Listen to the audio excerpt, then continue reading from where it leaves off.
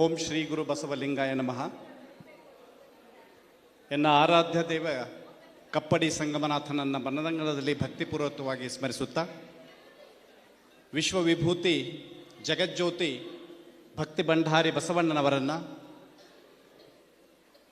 770 ಅಮರಗಣಗಳನ್ನು, 300 ಜನ ವಚನಕಾರರನ್ನು, ಅದರಲ್ಲಿ 34 ಜನ ವಚನಕಾರ್ತಿಯರನ್ನು, 1,97,000 ಜನ ಜಂಗಮರನ್ನು, ಈ ನಾಡಿನ ಸಂತ ಮಹಾಂತರನ್ನು, ಜಗತ್ತಿನ ದಾರ್ಶನಿಕರನ್ನು ಎನ್ನ ಮನದಂಗಳದಲ್ಲಿ ಭಕ್ತಿಪೂರ್ವಕವಾಗಿ ಸ್ಮರಿಸುತ್ತಾ, ಈ ದಿನ ಕೊಡಗಿನ ಇತಿಹಾಸದಲ್ಲಿ ನೆನಪಿಡತಕ್ಕಂಥ ಒಂದು ದೊಡ್ಡ ಅಭಿಯಾನ, ಅತ್ಯಂತ ದೊಡ್ಡ ಸಂಸ್ಕೃತಿಯ ದಿನ ಅಂತ ಹೇಳಿದರೆ ಬಹುಶಃ ತಪ್ಪಾಗಲಿಕ್ಕಿಲ್ಲ. ಬಸವ ಸಂಸ್ಕೃತಿಯ ಅಭಿಯಾನ ಇವತ್ತು ನಮ್ಮ ಹೆಮ್ಮೆಯ ಜಿಲ್ಲೆ ಕೊಡಗಿಗೆ ಬಂದಿದೆ. ಈ ಒಂದು ಅಭಿಯಾನದ ದಿವ್ಯ ಸಾನ್ನಿಧ್ಯವನ್ನು ವಹಿಸಿರ್ತಕ್ಕಂಥ, ವೇದಿಕೆ ಮೇಲಿರ್ತಕ್ಕಂಥ ಎಲ್ಲ ಪರಮ ಪೂಜ್ಯರ ಚರಣಕಮಲಗಳಲ್ಲಿ ಅತ್ಯಂತ ಭಕ್ತಿಪೂರ್ವಕವಾಗಿ ಹಣೆಮಣೆದು 4 ನುಡಿಗಳನ್ನು ಸಾಂಸ್ಕೃತಿಕ ನಾಯಕ ಬಸವಣ್ಣನವರ ಬಗ್ಗೆ ಮಾತನಾಡಬೇಕು ಅಂತಕ್ಕಂಥ ಒಂದು ವಿಷಯವನ್ನು ತಲೆಯಲ್ಲಿಟ್ಟುಕೊಂಡು ನಾನು ತಮ್ಮ ಜೊತೆಗೆ 4 ವಿಚಾರಗಳನ್ನು ಹಂಚಿಕೊಳ್ತೇನೆ. ಕನ್ನಡದಲ್ಲಿ ಒಂದು ಜಾನಪದದ ಮುಕ್ತಕ ಬಹಳ ಅರ್ಥಪೂರ್ಣವಾಗಿ ಬಸವಣ್ಣನವರ ವ್ಯಕ್ತಿತ್ವವನ್ನು 2 ಸಾಲಿನಲ್ಲಿ ಹೇಳ್ತದೆ. ಮಲ್ಲಿಗೆ ಇದ್ದಾಗ ಮುಳ್ಳ್ಯಾಕ ಮುಡಿಯುವೆ, ಮಲ್ಲಿಗೆ ಇದ್ದಾಗ ಮುಳ್ಳ್ಯಾಕ ಮುಡಿಯುವೆ, ಕಲ್ಯಾಣದಲ್ಲಿ ಅಣ್ಣ ಬಸವಣ್ಣನಿದ್ದಾನೆ, ಕಲ್ಲ ದೇವರಿಗೆ ಕೈಯಾಕ ಮುಗಿಯುವೆ. ಅಂದರೆ ಸದಾ ಸದ್ವಿಚಾರ, ಸದ್ಭಾವನೆ, ಸಚ್ಚಿಂತನೆ, ಸತ್ಸಂಗ, ಸತ್ಯಾಶ್ರಯ, ಸತ್ಕಾರ್ಯದ ಕಲ್ಪನೆಯನ್ನು ನೀಡ್ತಕ್ಕಂಥ ಬಸವಾದಿ ಶರಣರ ಚಿಂತನೆಗಳು ಮಲ್ಲಿಗೆಯ ಹೂವಿನ ಹಾಗೆ ನಿನ್ನ ಪಕ್ಕದಲ್ಲೇ ಇದ್ದಾವೆ. ಅದನ್ನು ಬಿಟ್ಟು ನಾವು ಬೇರೆ ಚಿಂತನೆಗಳನ್ನು, ಮುಳ್ಳನ್ನು ಚುಚ್ಕೊಳ್ತಕ್ಕಂಥ ಪ್ರಯತ್ನ ಬೇಡ ಅಂತಕ್ಕಂಥದ್ದು ಜಾನಪದ ಮುಕ್ತಕದ ಪ್ರಥಮ ಸಾಲಿನ ಒಂದು ಅರ್ಥ. ಇನ್ನು 2ನೇದ್ದು, ಕಲ್ಯಾಣದಲ್ಲಿ ಅಣ್ಣ ಬಸವಣ್ಣನಿದ್ದಾನೆ, ಕಲ್ಲ ದೇವರಿಗೆ ಕೈಯಾಕೆ ಮುಗಿಯುವೆ. ಯಾಕಂದರೆ ಕಂಡ ದೇವರಿಗೆ ತಿರುಗಾಡಿಕೊಂಡು ಅಲ್ಲೊಂದು ಕೇಳೋದು, ಮಗ ಹುಟ್ಲಿಕ್ಕಂದ್ರೆ ಒಂದು ದೇವ್ರ ಮನೆಗೆ, ಇನ್ನೊಂದು ಮಗ ಹುಟ್ಟಿದ ಮಗ ಮಾತಾಡಲಿಲ್ಲ ಅಂದ್ರೆ ಮತ್ತೊಂದು ದೇವರಿಗೆ ಹೋಗೋದು, ಗಂಟೆ ಕಟ್ಸೋದು, ಇವೆಲ್ಲವನ್ನು ನಾವು ನೋಡ್ಕೊಂಡು ಬಂದಿದ್ದೇವೆ. ಅದೆಲ್ಲವನ್ನು ಬಿಡು, ಕಲ್ಯಾಣದಲ್ಲಿ ಅಣ್ಣ ಬಸವಣ್ಣನಿದ್ದಾನೆ, ಇಡೀ ಜಗತ್ತಿಗೆ ತನ್ನ ಸಂದೇಶವನ್ನು ನೀಡಿದ್ದಾನೆ, ಬಸವಣ್ಣನ ಹತ್ರ ಹೋಗುವಂತಕ್ಕಂಥದ್ದು. ಇಡೀ ವಿಶ್ವಕ್ಕೆ ಅಲ್ಲಮ ಪ್ರಭುಗಳ ವಚನವನ್ನು ಪರಮ ಪೂಜ್ಯರು ಹೇಳಿದರು. ಶಿವಗುರುವೆಂದು ಬಲ್ಲಾತನೆ ಗುರು, ಶಿವಲಿಂಗವೆಂದು ಬಲ್ಲಾತನೆ ಗುರು, ಶಿವಜಂಗಮವೆಂದು ಬಲ್ಲಾತನೆ ಗುರು, ಶಿವ ಆಚಾರವೆಂದು ಬಲ್ಲಾತನೆ ಗುರು, ಶಿವಪ್ರಸಾದವೆಂದು ಬಲ್ಲಾತನೆ ಗುರು, ಇಂತಿ ಪಂಚವಿಧವ ಪಂಚಬ್ರಹ್ಮವೆಂದರವಿದ ಮಹಾಮಹಿಮ ಸಂಗನ ಬಸವಣ್ಣ, ಎನಗೆಯೂ ಗುರು ನಿಮಗೆಯೂ ಗುರು, ಜಗಕ್ಕೆಲ್ಲ ಗುರು ಕಾಣ ಗುಹೇಶ್ವರ ಅಂತ ಹಲವಾರು ಜನ ವಚನಕಾರರು, 770 ಅಮರಗಣಗಳು, ಜಗತ್ತಿನ ದಾರ್ಶನಿಕರು, ಸಂತರು ಬಸವಣ್ಣನವರನ್ನು ಕುರಿತು ಹೇಳಿರ್ತಕ್ಕಂಥ ಮಾತುಗಳು, ಅವರ ವ್ಯಕ್ತಿತ್ವ ಹೇಗಿತ್ತು ಅಂತಕ್ಕಂಥದ್ದನ್ನು ನಾವಿಲ್ಲಿ ಒಂದು ಸಾರಾಂಶದ ರೂಪದಲ್ಲಿ ಹೇಳಲಿಕ್ಕೆ ಇಚ್ಛೆ ಪಡ್ತೇನೆ. ನಾನು ವಿಶ್ವವಿಭೂತಿ ಬಸವಣ್ಣನವರನ್ನು ಕುರಿತು ಜಗತ್ತಿನ ದಾರ್ಶನಿಕರು, ಶರಣರು ಬಹಳ ಅರ್ಥಪೂರ್ಣವಾಗಿರ್ತಕ್ಕಂಥ ಮಾತುಗಳನ್ನು ಸ್ವಲ್ಪ ಕ್ರೋಢೀಕರಣ ಮಾಡಿ ಹೇಳ್ತಕ್ಕಂಥ ಪ್ರಯತ್ನ ನಾನು ಮಾಡ್ತೇನೆ. ಬಸವಣ್ಣ ಯುಗಾವತಾರಿ, ಬಸವಣ್ಣ ಈ ಲೋಕ ಕಂಡ ಅದ್ಭುತ ವಿಸ್ಮಯ, ಬಸವಣ್ಣ ಸಂಘಟನೆಯ ಬೀಜ ಮಂತ್ರ, ಬಸವಣ್ಣ ಕಾಯಕ ಸೂತ್ರದ ತಾಯಿ ಬೇರು, ಬಸವಣ್ಣ ದಾಸೋಹ ತತ್ವದ ಶ್ರೀಗಂಧ ಪರಿಮಳ, ಬಸವಣ್ಣ ಆಚಾರದ ಅರುಣಾಚಲ, ಬಸವಣ್ಣ ವಿಚಾರದ ವಿಂಧ್ಯಾಚಲ, ಬಸವಣ್ಣ ನಿರಹಂಕಾರದ ನೀಲಾಂಜನ, ಬಸವಣ್ಣ ಸ್ವಾಭಿಮಾನದ ಸ್ವರ್ಣಗೋಪುರ, ಬಸವಣ್ಣ ಮೃದುವಚನ ಸದುವಿನಯದ ಶ್ರೀಕಾರ, ಬಸವಣ್ಣ ಜಾತಿ ಜಾಡ್ಯಕ್ಕೆ ವೈದ್ಯ ಭಾಸ್ಕರ, ಬಸವಣ್ಣ ದೀನ ದಲಿತರ ಕೊರಳ ರತ್ನಹಾರ, ಬಸವಣ್ಣ ಬಂಡಾಯದ ಪ್ರಥಮ ಹರಿಕಾರ, ಬಸವಣ್ಣ ಸಂಸಾರ ಯೋಗವನ್ನು ಶಿವಯೋಗಗೊಳಿಸಿರ್ತಕ್ಕಂಥ ರಾಜಹಂಸ, ಸ್ಥಾವರವನ್ನೆಲ್ಲ ಜಂಗಮಗೊಳಿಸಿದ ವೀರದಿನಕರ ಬಸವಣ್ಣ, ಒಲಿದಂತೆ ಹಾಡಿದ ಕವಿರತ್ನ ಚೈತನ್ಯ ಬಸವಣ್ಣ, ಅಹಿಂಸೆಯ ಪರಮಾವತಾರಿ ಬಸವಣ್ಣ, ಭಕ್ತಿ ಸಾಮ್ರಾಜ್ಯದ ಸತ್ಯ ಭಂಡಾರಿ ಬಸವಣ್ಣ, ಮಹಾಮನೆಯನ್ನು ಕಟ್ಟಿದ ದೇವರು ವಾರಿ ಬಸವಣ್ಣ, ಮರ್ತ್ಯವನ್ನ ಕರ್ತಾರನ ಕಮ್ಮಟವೆಂದ ಭೂಮಿ ಬಂದ ಬಸವಣ್ಣ, ಪರವಧುವನ್ನು ಮಹಾದೇವಿ ಎಂದ ಶೀಲಸಿಂಧು ಬಸವಣ್ಣ, ಮೂಢ ನಂಬಿಕೆಗಳಿಗೆ ಸಿರುಗುಂಡಾಗಿ ಸಿಡಿದ ಮಹಾಮಹಿಮ ಬಸವಣ್ಣ, ಅನುಭವಕ್ಕೆ ಅಡಿಗಲನ್ನಿಟ್ಟ ಆಧ್ಯಾತ್ಮ ಶಿಲ್ಪಿ ಬಸವಣ್ಣ, ತನ್ನ ಪ್ರಯೋಗಶಾಲೆಯಲ್ಲಿ ಇಷ್ಟಲಿಂಗವನ್ನು ಅರಳಿಸಿದಂಥ ವಿನೂತನ ವಿಜ್ಞಾನಿ ಬಸವಣ್ಣ, ಮಾನವೀಯತೆಗೆ ಮಹವಾದ ಮೇರು ಮಂದಾರ ಬಸವಣ್ಣ, ಸಕಲ ಜೀವಾತ್ಮರಿಗೆ ಲೇಸನೆ ಬಯಸಿದಂಥ ಒಬ್ಬ ಕರುಣಾಸಾಗರ ಬಸವಣ್ಣ, ಪಂಚಭೂತಗಳು ಮಾಡಿದ ತಪಸ್ಸಿನ ಫಲವೇ ಬಸವಣ್ಣ, ಗುರುಲಿಂಗ ಜಂಗಮಕ್ಕೆ ಕರ್ಪೂರವಾಗಿರತಕ್ಕಂಥ ಜ್ಯೋತಿ ನಿರ್ಮಲ ಬಸವಣ್ಣ, ಇಂತಹ ಮಹಾಮಹಿಮ ಬಸವಣ್ಣ ನನಗೆ ಬೇಕೆಂದು ಎತ್ತಿಕೊಂಡ ಕೂಡಲ ಸಂಗಮ ದೇವ, ಕೂಡಲ ಸಂಗಮ ದೇವನಿಗೆ ಸಿಕ್ಕಂಥ ಅಮೃತ ಫಲವೇ ಬಸವಣ್ಣ. ಇದು ಬಸವಣ್ಣ ಬಸವಣ್ಣ ಬಸವಣ್ಣ. ಕರ್ನಾಟಕ ಸರ್ಕಾರ ಬಸವಣ್ಣನವರನ್ನ ಸಾಂಸ್ಕೃತಿಕ ನಾಯಕ ಅಂತ ಹೇಳಿದ ಒಂದು ಒಂದು ಸಂತಸದ ಒಂದು ಪ್ರಸಂಗದ ಹಿನ್ನೆಲೆಯಲ್ಲಿ ಇವತ್ತು ನಾವೆಲ್ಲರೂ ಕೂಡಿದ್ದೇವೆ. ಇಂತಹ ಅತ್ಯಂತ ಅರ್ಥಪೂರ್ಣವಾಗಿರ್ತಕ್ಕಂಥ ಕಾರ್ಯಕ್ರಮದಲ್ಲಿ ಈ ನಾಡಿನ ಎಲ್ಲ ಪರಮ ಪೂಜ್ಯರು ಕೊಡಗಿಗೆ ಬಂದಿರತಕ್ಕಂಥದ್ದು ಐತಿಹಾಸಿಕ ದಿನ. ನಾನು ಹೇಳ್ತೇನೆ, ಇಂತಹ ದಿನ ಬಹುಶಃ ಮರುಕಳಿಸ್ಲಿಕ್ಕೆ ಸಾಧ್ಯ ಇಲ್ಲ. ಹಾಗಾಗಿ ಬಸವಣ್ಣನವರ ವಚನ ಕುರಿತು ತಾಯಿಯವರು ಬಹಳ ಅರ್ಥಪೂರ್ಣವಾಗಿ ಹೇಳಿದರು. ಯಾಕಂದ್ರೆ ಬಸವಣ್ಣನ ವಚನಗಳಂದ್ರೆ ಅವು ಜ್ಞಾನದ ಸಾಗರ, ಅದರಲ್ಲಿ ಅನುಭವದ ಅಮೃತ ಇದೆ, ಭಕ್ತಿಯ ಭಂಡಾರ ಇದೆ. ಅಂತಹ ಬಸವಣ್ಣನವರ ಜೀವನದ ಚರಿತ್ರೆಯನ್ನ ವಚನಗಳ ಮೂಲಕ ನಾವು ಅಧ್ಯಯನ ಮಾಡಿದ್ದಾದ್ರೆ ನಮ್ಮ ಕಿರಿದಾದ ಮನಸ್ಸು ದೊಡ್ಡದಾಗ್ತದೆ, ಹಿರಿದಾಗ್ತದೆ, ದೊಡ್ಡದಾಗ್ತದೆ. ಅಂದ್ರೆ ಅಂತಹ ಬಹುದೊಡ್ಡ ಚಿಂತನೆಯನ್ನ ನಮ್ಮ ನಾಡಿಗೆ ಬಿಟ್ಟು ಹೋಗಿರ್ತಕ್ಕಂಥವ್ರು. ಈಗ ಆರ್ಥರ್ ಮೈಲ್ಸ್ ಹೇಳಿರ್ತಕ್ಕಂಥ ಮಾತನ್ನು ಹೇಳಿದ್ರು. ಅಂದ್ರೆ ಇಡೀ ಪುರಾಣ ಪುಣ್ಯ ಕಥೆಗಳು ಬೇಕಾದ ಹೇಳಿ ಈ ನಾಡಿನಲ್ಲಿ ಸ್ವತಂತ್ರ ವಿಚಾರವಾದಿ ಯಾರಾದರೂ ಇದ್ರೆ ಅದು ಬಸವಣ್ಣ ಬಸವಣ್ಣ ಬಸವಣ್ಣ. ಆತ್ಮೀಯ ಶರಣ ಬಂಧುಗಳೇ, ತಮಗೆಲ್ಲ ಗೊತ್ತಿದೆ, 12ನೇ ಶತಮಾನ ಇಡೀ ಕರ್ನಾಟಕದ ಇತಿಹಾಸದಲ್ಲಿ, ದೇಶದ ಇತಿಹಾಸದಲ್ಲಿ, ಇಡೀ ನಾಡಿನ ಇತಿಹಾಸದಲ್ಲಿ ಬಹಳ ಅರ್ಥಪೂರ್ಣವಾಗಿರ್ತಕ್ಕಂಥ ಒಂದು ಕಾಲಘಟ್ಟ. ಅವತ್ತಿನ ರಾಜಕೀಯವಾಗಿರಬಹುದು, ಸಾಮಾಜಿಕವಾಗಿರಬಹುದು, ಧಾರ್ಮಿಕವಾಗಿರಬಹುದು, ಸಾಂಸ್ಕೃತಿಕವಾಗಿರಬಹುದು, ಹಲವಾರು ರೀತಿಯ ಬದಲಾವಣೆಗಳನ್ನು ಈ ನಾಡಿಗೆ ಬಿಟ್ಟು ಹೋಗಿರ್ತಕ್ಕಂಥದ್ದು. ಒಂದು ವಚನ ಚಳವಳಿಯ ಆಂದೋಲನದ ಮುಖಾಂತರ ತನ್ನದೇ ಆಗಿರತಕ್ಕಂಥ ಚಾಪನ್ನ ಈ ನಾಡಿಗೆ ಬಿಟ್ಟು ಹೋಗಿರ್ತಕ್ಕಂಥ ಯಾರಾದರೂ ಇದ್ರೆ ಅದು ಬಸವಣ್ಣ ಮತ್ತು ಬಸವಾದಿ ಶರಣರು. ಹಾಗಾಗಿ ಈ ಶಿವಶರಣರ ಜೀವನದ ಒಂದು ಚಿಂತನೆ ಏನಿದೆ ಅದನ್ನು ನಾವೆಲ್ಲರೂ ಅರ್ಥೈಸ್ಕೊಳ್ಬೇಕಾಗಿದೆ. ಇವತ್ತೆಲ್ಲ ನಾವು ಅದನ್ನು ಬಿಟ್ಟಿದ್ದೇವೆ, ಸುಮ್ಮನೆ ಹಗ್ಗ ಜಗ್ಗಾಟಗಳನ್ನು ಮಾಡ್ತಕ್ಕಂಥದ್ದು. ಅದನ್ನು ಬಿಟ್ಟು ಬಸವಾದಿ ಶರಣರು ಹೇಳಿ ಹೋಗಿರ್ತಕ್ಕಂಥ ವಿಚಾರಗಳು ಏನಿದಾವೆ ಅವುಗಳನ್ನು ಅರ್ಥೈಸಿಕೊಳ್ಳುವಂಥ ಒಂದು ಪ್ರಯತ್ನವನ್ನ ನಾವು ಮಾಡೋಣ. ಹಾಗೆ ಮಾಡುವ ಮುಖಾಂತರ ನಾವು ಆ ಬಸವಣ್ಣನವರು ನೀಡಿರ್ತಕ್ಕಂಥ ಕೊಡುಗೆಗಳು, ಅದು ಸಾಮಾಜಿಕ ಕ್ರಾಂತಿ ಇರಬಹುದು, ಅನುಭವ ಸಾಹಿತ್ಯ ಇರಬಹುದು, ವಚನಗಳಿರಬಹುದು, ಕಾಯಕ ಮತ್ತು ದಾಸೋಹದ ತತ್ವಗಳಿರಬಹುದು, ಅಖಂಡ ವಿಶ್ವ ಮಾನವತೆಯ ಸಿದ್ಧಾಂತವಿರಬಹುದು, ಜೀವನದ ಮೌಲ್ಯಗಳಿರಬಹುದು. ಇದು ಬಸವಾದಿ ಶರಣರು ನಮಗೆ ಬಿಟ್ಟು ಹೋಗಿರ್ತಕ್ಕಂಥ ಚಿಂತನೆಗಳು. ಪೂಜ್ಯರು ಮಾತನಾಡುವಾಗ ಹೇಳಿದರು 2 ವಿಚಾರಗಳು. ಅವೆರಡು ವಿಚಾರಗಳನ್ನು ನಾನು ಇಲ್ಲಿ ಹೇಳಲೇಬೇಕು. ಒಂದು ಕಾಯಕ, ಎರಡನೇದ್ದು ದಾಸೋಹ.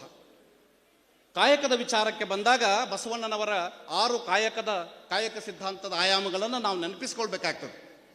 ಕಾಯಕ ಅನ್ನುವಂಥದ್ದು ಕೇವಲ ಒಂದು ಭೌತಿಕ ಚಟುವಟಿಕೆ ಅಲ್ಲ, ಬಹಳ ಸ್ಪಷ್ಟವಾಗಿರ್ತಕ್ಕಂಥ ಚಿಂತನೆಗಳನ್ನು ಜನಸಾಮಾನ್ಯರಿಗೆ ಬಿಟ್ಟು ಹೋಗಿರ್ತಕ್ಕಂಥವ್ರು ಬಸವಣ್ಣವರು.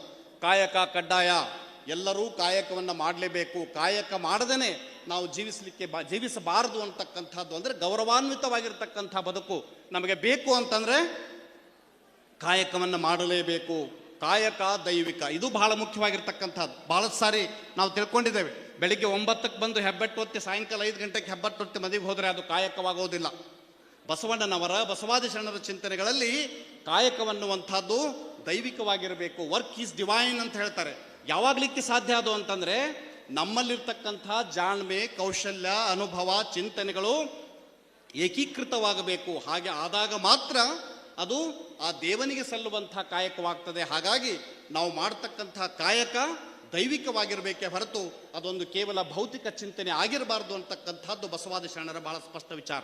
ಅದರ ಜೊತೆಗೆ ಕಾಯಕದಲ್ಲಿ ತಾರತಮ್ಯವಿರಬಾರದು. ಯಾವ ಬೇಕಾದರೂ ಕೆಲಸವನ್ನು ಮಾಡಬಹುದು. ಅಂತಹ ಒಂದು ತಾರತಮ್ಯವನ್ನ ಸಂಪೂರ್ಣವಾಗಿ ಹೊಡೆದು ಹಾಕಿ ಎಲ್ಲರಿಗೂ ಕಾಯಕ ಸಿದ್ಧಾಂತವನ್ನು ನೀಡಿರ್ತಕ್ಕಂಥದ್ದು. ಕಾಯಕ ಐಚ್ಛಿಕ, ವರ್ಕ್ ಈಸ್ ವಾಲಂಟರಿ ಅಂತ ಹೇಳ್ತಾರೆ ಬಸವಣ್ಣನವರು. ಅದರ ಜೊತೆಗೆ ಕಾಯಕದಿಂದ ಅಧಿಕ ಫಲ ನಿರಪೇಕ್ಷಿತ. ನಾನು ಬಹಳ ದೊಡ್ಡ ಕಾಯಕ ಮಾಡೀನಿ, ನನಗೆ ಬಹಳಷ್ಟು ನೀವು ಕೂಲಿ ಕೊಡ್ರಿ, ನಾನು ಸ್ವಲ್ಪ ಮಾಡೀನಿ ನನಗೆ ಕೊಡುವಂಥದ್ದಲ್ಲ. ನನಗೆ ಎಷ್ಟು ಬೇಕು ಅದನ್ನು ತಗೊಳ್ಳಿ, ಕಾಯಕಕ್ಕಿಂತ ಹೆಚ್ಚಿಗೆ ಬಂದದ್ದನ್ನು ಮತ್ತೆ ಸಮಾಜಕ್ಕೆ ದಾಸೋಹದ ರೂಪದಲ್ಲಿ ನೀಡಬೇಕು ಅಂತಕ್ಕಂಥದ್ದು. ಕಾಯಕ ಸಿದ್ಧಾಂತದ 6ನೇ ಆಯಾಮ ಕಾಯಕ ದಾಸೋಹ ಸಹಿತ.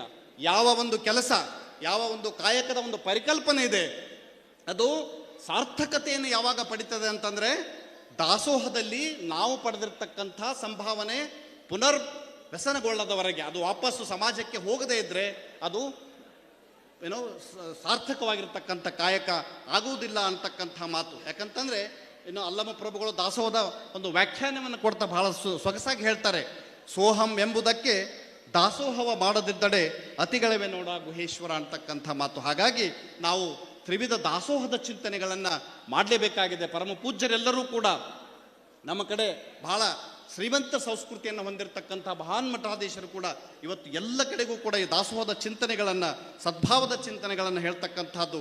ಯಾಕಂದರೆ ಬಹಳಷ್ಟು ಜನ ನಾವೇನು ತಿಳ್ಕೊಂಡಿದ್ದೀವಿ, ನಮ್ಮಲ್ಲಿ ಶ್ರೀಮಂತಿಕೆ ಇದೆ, ನಾನು ಕೊಟ್ಟು ಬಿಟ್ಟರದ್ದು ದಾಸೋಹ ಆಗುತ್ತೆ ಅನ್ನುವಂಥದ್ದು. ಖಂಡಿತ ಅದು ಆಗೋದಿಲ್ಲ. ಅದು ಯಾಕೆ ಅಂತಂದರೆ ನೋಡಿ, ತನು ಮನ ಬಳಲದೆ ಉದ್ದಂಡ ವೃತ್ತಿಯಲ್ಲಿ ಗಳಿಸಿ ತಂದು ಗುರುಲಿಂಗ ಜಂಗಮಕ್ಕೆ ವೆಚ್ಚಿಸಿ ದಾಸೋಹವ ಮಾಡಿ ಭಕ್ತರಾದವರ ನನಗೆ ತೋರದಿರಯ್ಯ ಅಂತ ಹೇಳ್ತಾರೆ ಚನ್ನ ಬಸವಣ್ಣನವರು. ಹಾಗಾಗಿ ಸತ್ಯಶುದ್ಧ ಕಾಯಕದಿಂದ ಬಂದಿರತಕ್ಕಂಥದ್ದು ಮಾತ್ರ ದಾಸೋಹಕ್ಕೆ ಸಲ್ಲಲಿಕ್ಕೆ ಸಾಧ್ಯ ಅಂತಕ್ಕಂಥ ಮಾತು. ಇದನ್ನು ಬಹಳಷ್ಟು ನೀವು ಬಸವಾದಿ ಶರಣರ ಚಿಂತನೆಗಳಲ್ಲಿ ನಾವು ನೋಡ್ತೇವೆ. ಒಂದು ದಾಸೋಹದ ಪರಿಕಲ್ಪನೆ ಹೇಗಿತ್ತು ಅನ್ನುವಂಥದ್ದು ಅಂದರೆ, ತನು ಮನ ಧನಗಳನ್ನು ಗುರುಲಿಂಗ ಜಂಗಮಕ್ಕೆ ಅರ್ಪಿಸುವುದೇ ದಾಸೋಹ. ಅನ್ನ ದಾಸೋಹದ ಜೊತೆಗೆ ಜ್ಞಾನ ದಾಸೋಹ, ಭಕ್ತಿ ದಾಸೋಹ, ಯುಕ್ತಿ ದಾಸೋಹಗಳು ಆಗಬೇಕು. ಮಮಕಾರದ ದಾಸೋಹವನ್ನು ನಾವು ಮಾಡಬೇಕು. ದಾಸೋಹ ಸಾಮಾಜಿಕವಾದರೂ ಅದಕ್ಕೆ ಬಹಳ ಗಟ್ಟಿಯಾಗಿರ್ತಕ್ಕಂಥ ಒಂದು ಧಾರ್ಮಿಕ ನೆಲೆಗಟ್ಟಿದೆ ಅಂತಕ್ಕಂಥದ್ದು. ಅಂದರೆ ಹಿಂದೆ ಇರ್ತಕ್ಕಂಥ ದಾನ ಸಂಸ್ಕೃತಿಗೆ ಪರ್ಯಾಯವಾಗಿ ಬಂದಿರತಕ್ಕಂಥದ್ದು ದಾಸೋಹ ಸಂಸ್ಕೃತಿ. ದಾಸೋಹವೇ ನಿಜವಾದ ಒಂದು ಶಿವಾಚಾರ ಅಂತಕ್ಕಂಥ ಮಾತನ್ನು ಬಹಳ ಸ್ಪಷ್ಟವಾಗಿ ಬಸವಾದಿ ಶರಣರು ಹೇಳ್ತಾರೆ. ಈಗ ಇನ್ನು ಒಂದು ಎರಡು ವಿಚಾರ ಹೇಳಿ ನಾನು ಮುಗಿಸ್ಬಿಡ್ತೇನೆ. ಯಾಕಂದರೆ ನಾವು ಇವತ್ತು ಎಲ್ಲ ಸಮಾಜದಲ್ಲಿರ್ತಕ್ಕಂಥ ಸಮಸ್ಯೆಗಳಿಗೆ, ಸಮಾಜದಲ್ಲಿರ್ತಕ್ಕಂಥ ದುಃಖಕ್ಕೆ ನಮ್ಮಲ್ಲಿರ್ತಕ್ಕಂಥ ಆಶಯವೇ ಕಾರಣ. ಬಸವಾದಿ ಶರಣರು ಬಹಳ ಸ್ಪಷ್ಟವಾಗಿ ಆಶೆಗಳನ್ನು ತಿರಸ್ಕರಿಸ್ತಾರೆ, ಆಸೆಗಳನ್ನು ತೆಗೆದು ಹಾಕಬೇಕಂತಕ್ಕಂಥದ್ದು. ಬಸವಾದಿ ಶರಣರ ಮಹಾಮನೆಯಲ್ಲಿ ಒಬ್ಬ ಮಹಾಶಿವಶರಣೆ ಇರ್ತಾಳೆ, ಆಯ್ದಕ್ಕೆ ಲಕ್ಕಮ್ಮ ಅಂತಕ್ಕಂಥ ಶಿವಶರಣೆ. ನಮ್ಮ ರಾಯಚೂರು ಜಿಲ್ಲೆ ಲಿಂಗಸ್ಕೂರು ತಾಲೂಕಿನ ಅಮರೇಶ್ವರ ಗ್ರಾಮದವರು ಅವರಿಬ್ಬರು ಪತಿ ಪತ್ನಿಯರು ಶಿವಶರಣರು ಅಲ್ಲಿ ಮಹಾಮನೆಯಲ್ಲಿ ಕೆಲಸ ಮಾಡ್ತಿರ್ತಾರೆ. ಒಂದು ದಿವಸ ಆ ತಾಯಿ ಮಹಾಮನೆಗೆ ಹೋಗಿರುವುದಿಲ್ಲ. ಆಯ್ದಕ್ಕೆ ಮಾರಯ್ಯ ಬರುವಾಗ ಹೆಚ್ಚಿಗೆ ಕಾಯಕ ಮಾಡಿರ್ತಾರೆ. ಬಸವಣ್ಣವರು ದಿನಕ್ಕೆ ಒಯ್ಯೋಕ್ಕಿಂತ ಒಂದು ಸ್ವಲ್ಪ ಹೆಚ್ಚಿಗೆ ಅಕ್ಕಿ ಕೊಟ್ಟು ಕಳಿಸಿರ್ತಾರೆ. ಮನೆಗೆ ಬರುವಾಗ ನೋಡ್ತಾರೆ, ಪ್ರತಿ ದಿವಸ ಅವ್ರ ಕಾಯಕ ಏನಂದರೆ ಮಹಾಮನೆಯಲ್ಲಿ ಅಕ್ಕಿಯನ್ನು ಕೂಡಿಸಿ ನಿಟ್ಟಿಗೆಟ್ಟಿ ಮನೆಗೆ ಬರುವಂತಹದ್ದು. ಬರುವಾಗ ತಮಗೂ ಮತ್ತು 5 ಜನ ಜಂಗಮರಿಗೆ ಆಗ್ತಕ್ಕಂಥ ದಾಸೋಹಕ್ಕೆ ಬೇಕಾಗಿರ್ತಕ್ಕಂಥ ಅಕ್ಕಿಯನ್ನು ತೆಗೆದುಕೊಂಡು ಬರುವಂಥದ್ದು. ಅವತ್ತಿನ ದಿವಸ ಮಾರಯ್ಯನವರು ಹೆಚ್ಚಿಗೆ ಅಕ್ಕಿ ತಗೊಂಡು ಬಂದಿರ್ತಾರ.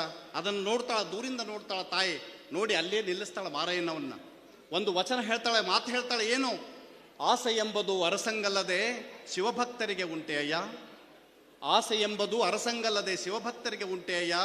ರೋಷವೆಂಬುದು ಯಮದೂತರಿಗಲ್ಲದೆ ಆಜಾತರಿಗೆ ಉಂಟೆಯ್ಯ. ಈ ಸಕ್ಕಿ ಆಸೆ ನಿನಗೇಕೆ?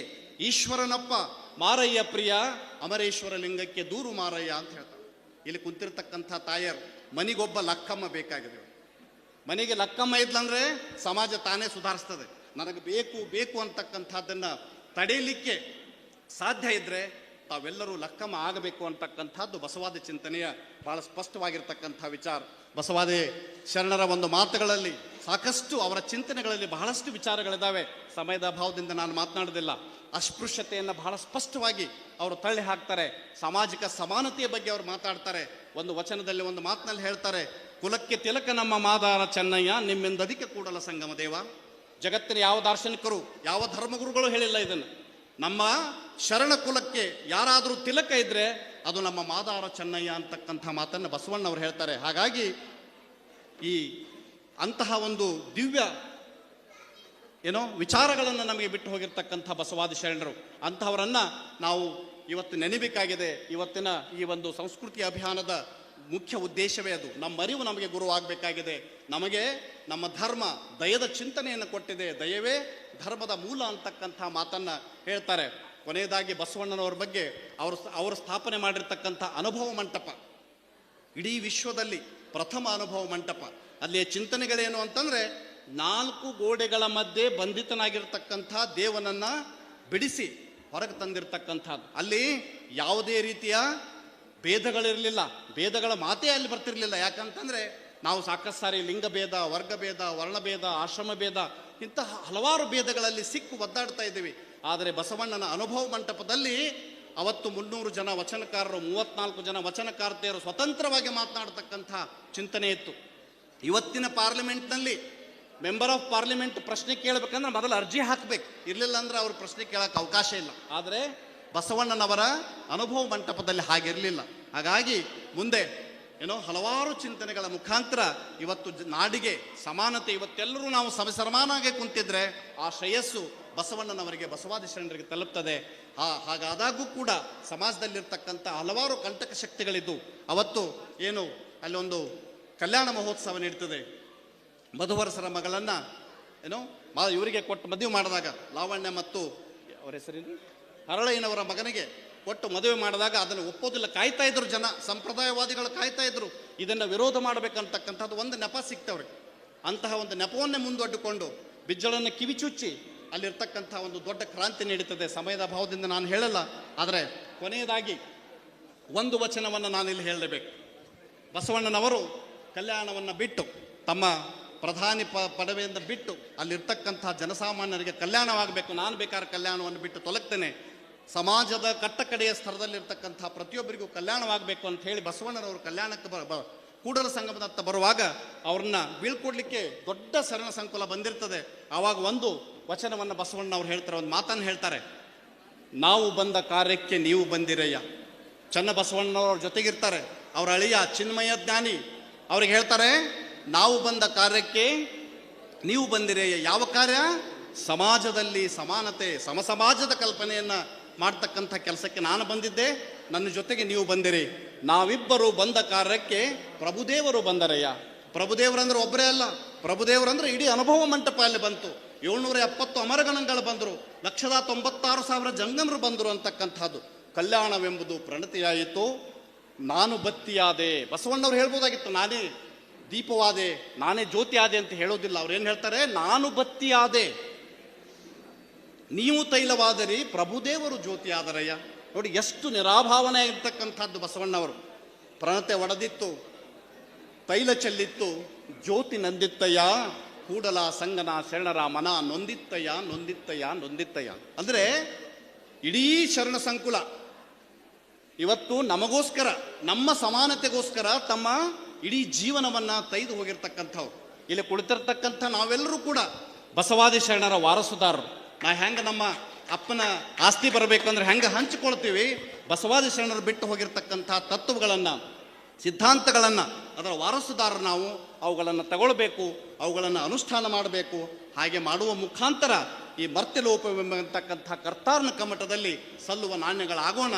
ಹಾಗೆ ಮಾಡುವಂತಹ ಒಂದು ದಶೆಯಲ್ಲಿ ಇವತ್ತಿನ ಈ ಬಸವ ಸಂಸ್ಕೃತಿ ಅಭಿಯಾನ ಒಂದು ಬಹುದೊಡ್ಡ ಹೆಜ್ಜೆ ಅಂತಕ್ಕಂಥ ಮಾತನ್ನು ಹೇಳ್ತಾ, ಇಡೀ ಉತ್ತರ ಕರ್ನಾಟಕದಿಂದ ಬಂದಿರತಕ್ಕಂಥ ಪ್ರತಿಯೊಬ್ಬ ಪರಮ ಪೂಜ್ಯರಿಗೆ ಕೊಡಗಿನ ಪರವಾಗಿ, ಯಾಕಂದ್ರೆ ನಾನೀಗ ಕೊಡಗಿನವನೇ, ಕೊಡಗಿನ ಪರವಾಗಿ, ಇಲ್ಲಿರ್ತಕ್ಕಂಥ ಎಲ್ಲ ಸದ್ಭಕ್ತರ ಪರವಾಗಿ ನಾನು ಮತ್ತೊಮ್ಮೆ ಅತ್ಯಂತ ಭಕ್ತಿಪೂರ್ವಕ ಶರಣಗಳನ್ನು ಅವರು ಸಮರ್ಪಿಸಿ, ಕಾರ್ಯಕ್ರಮದಲ್ಲಿ ಏನಾದರೂ ಸಣ್ಣ ಪುಟ್ಟ ಲೋಪಗಳಾಗಿದ್ದರೆ ಅವರ ಕ್ಷಮೆಯನ್ನು ನಾನು ಕೋರಿ, ಇನ್ನು ಮುಂದಿನ ದಿನಗಳಲ್ಲಿ ಈ ಭಾಗದಲ್ಲಿ ಬಸವಾದಿ ಶರಣರ ಚಿಂತನೆಗಳನ್ನು ಅತ್ಯಂತ ಅಚ್ಚುಕಟ್ಟಾಗಿ, ಯಾಕಂದರೆ ಇದು ಯಾವುದೇ ಜಾತಿ ಇದಕ್ಕೆ ಸೀಮಿತವಾಗಿರ್ತಕ್ಕಂಥದ್ದಲ್ಲ, ನಮ್ಮ ವಿಶ್ವವಿದ್ಯಾಲಯದಲ್ಲಿಯೂ ಕೂಡ ಒಂದು ಬಸವ ಅಧ್ಯಯನ ಪೀಠವನ್ನು ಮಾಡುವ ಮುಖಾಂತರ ಈ ನಾಡಿನ ಎಲ್ಲ ಜನರಿಗೆ ಬಸವಾದಿ ಶರಣರ ಚಿಂತನೆಗಳನ್ನು ನಾವು ಗುಣಪಡಿಸೋಣ ಅಂತಕ್ಕಂಥ ಮಾತನ್ನು ಹೇಳ್ತಾ, ಕಾರ್ಯಕ್ರಮದಲ್ಲಿ 2 ವಿಚಾರಗಳನ್ನು ತಮ್ಮ ಜೊತೆಗೆ ಹಂಚಿಕೊಳ್ಳಿಕ್ಕೆ ಅವಕಾಶ ಮಾಡಿಕೊಟ್ಟಿರ್ತಕ್ಕಂಥ ಎಲ್ಲ ಪರಮ ಪೂಜ್ಯರ ಪಾದಕಮಗಳಲ್ಲಿ ಮತ್ತೊಮ್ಮೆ ಪೊಡಮಟ್ಟು ಎಲ್ಲ ಶರಣು ತಂದೆ ತಾಯಿಯರಿಗೆ ಶರಣು ಸಮರ್ಪಿಸಿ ನನ್ನ 2 ವಿಚಾರಗಳಿಗೆ ಮಂಗಲ ಹಾಡ್ತೇನೆ. ಎಲ್ಲರಿಗೂ ಶರಣು ಶರಣ.